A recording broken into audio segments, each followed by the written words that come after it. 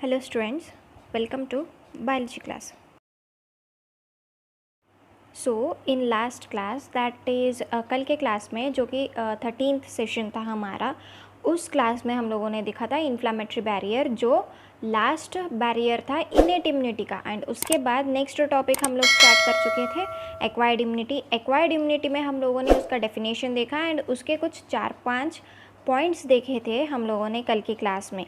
तो कल के क्लास में ये हो गया था एंड उसके बाद एक्वायर्ड इम्यूनिटी के कुछ स्पेशली लिम्फोसाइट्स देखे थे। उसके बाद हम लोग लिम्फोसाइट्स भी पढ़े थे। तो आज हम लोग स्टार्ट करने वाले हैं 2 टाइप्स के एक्वायर्ड इम्यूनिटीज़। फर्स्ट है AMI एंड उसके बाद है CMI। तो आज के क्लास में हम लोग ये 2 एक्वायर्ड इम्यूनिटी के स्पेशल लिम्फोसाइट्स देखने वाले हैं। So let's begin with this 2 interesting topics. Antibody mediated immunity AMI that is short form और रोल ऑफ बी लिम्फोसाइट्स। तो यहाँ पे इसका और एक दूसरा नाम है role of B lymphocytes. Role of B lymphocytes is nothing but यहाँ पे हमारे बॉडी में बी लिम्फोसाइट्स का क्या रोल होता है, मीन्स फंक्शनिंग क्या होता है बी लिम्फोसाइट्स का, हम लोग देखने वाले हैं। यहाँ पे कुछ पॉइंट्स है, आप लोग यहाँ पे स्क्रीन पे देख सकते हो। And here we go with first point. तो यहाँ पे फर्स्ट पॉइंट है B lymphocytes acts as indirectly against antigens by producing antibodies.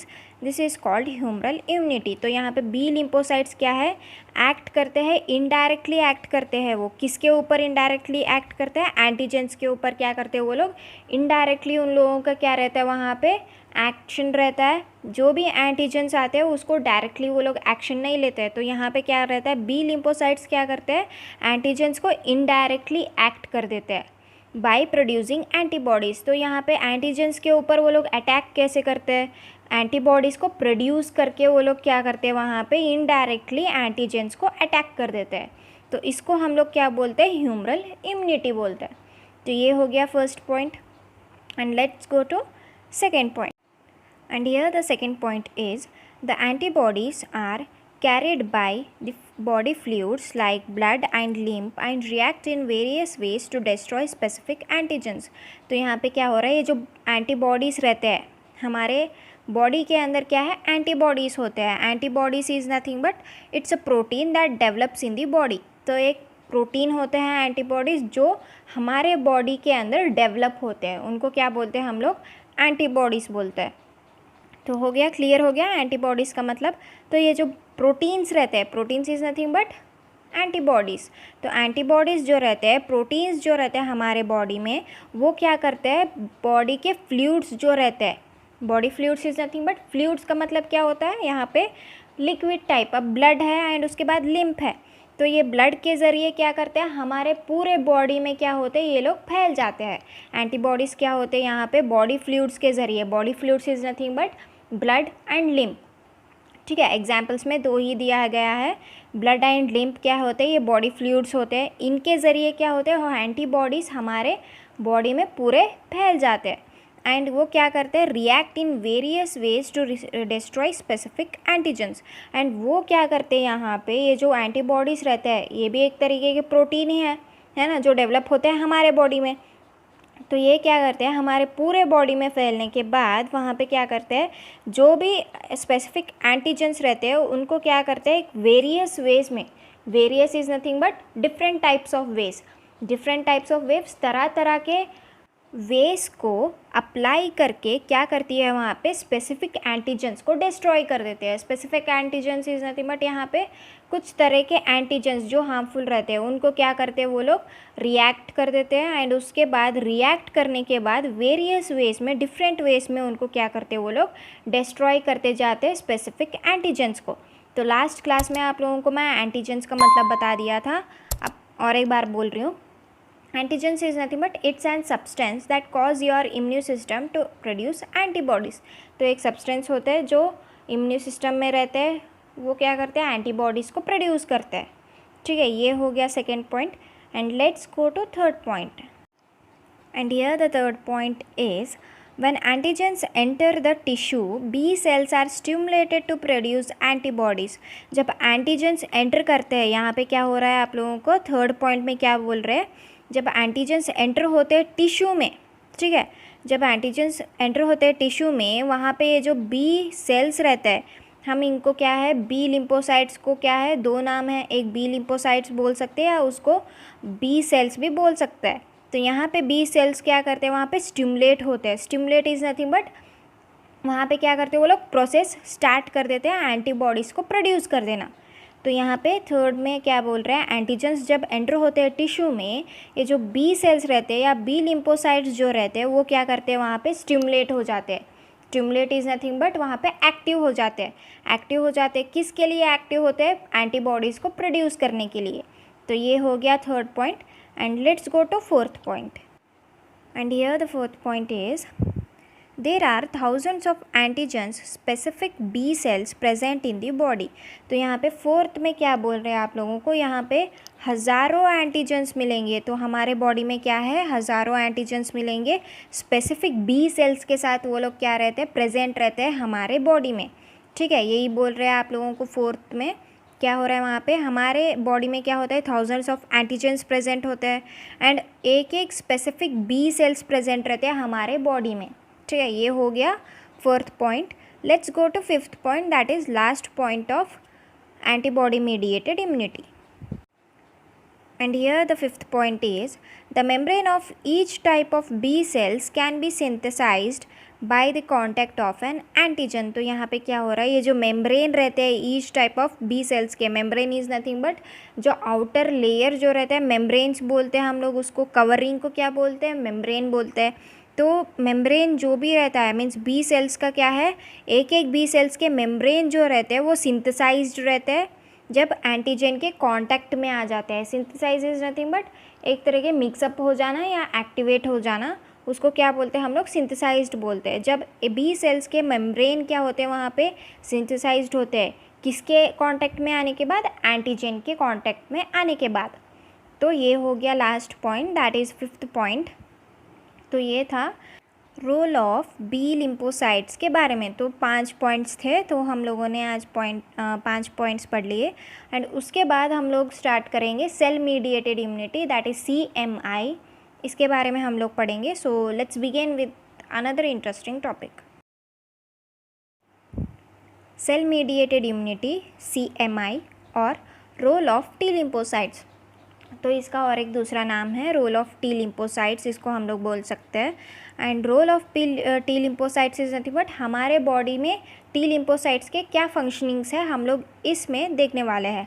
तो let's begin with first point. And here the first point is T lymphocytes acts directly against antigens by attaching themselves to the antigen barring cells, that is with cell to cell contact is called cellular immunity।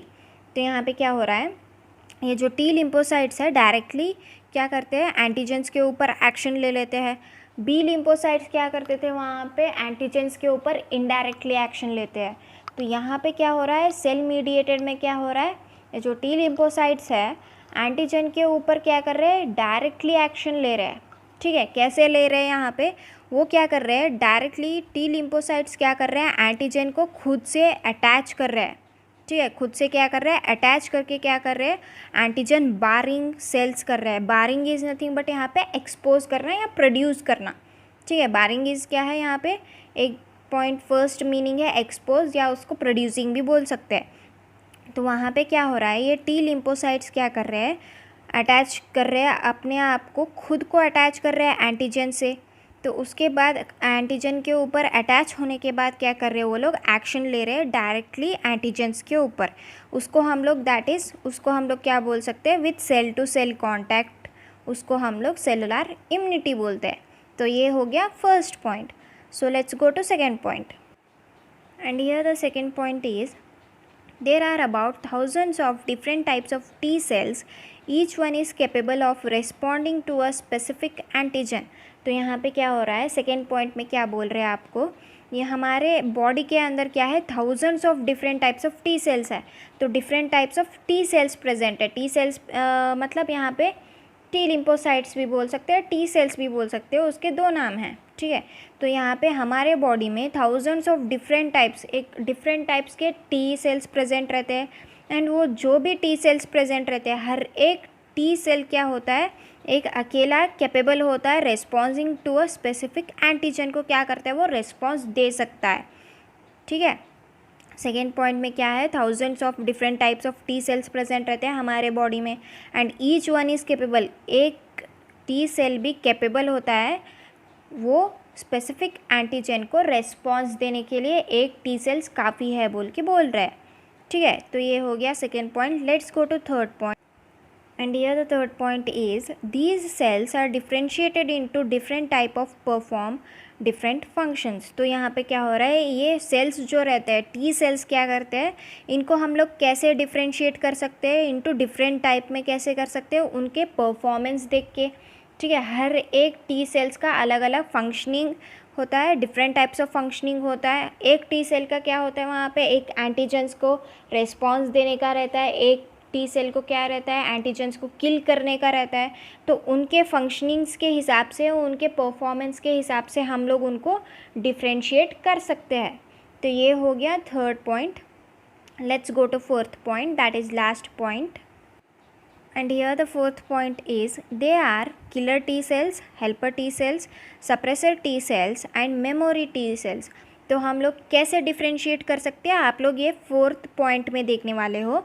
तो यहाँ पे क्या हो रहा है, fourth point में क्या हो रहा है, यहाँ पे फर्स्ट टी सेल कौन सा है, किलर टी सेल्स है, सेकेंड हेल्पर टी सेल्स है एंड उसके बाद सप्रेसर टी सेल्स है एंड उसके बाद मेमोरी टी सेल्स है।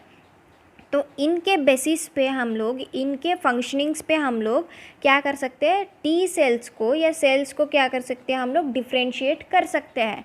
ठीक है, कुछ किलर टी सेल्स रहते हैं, किलर टी सेल्स क्या करते हैं, एंटीजन, स्पेसिफिक एंटीजन्स को किल करते हैं या पैथोजेंस को किल करते हैं।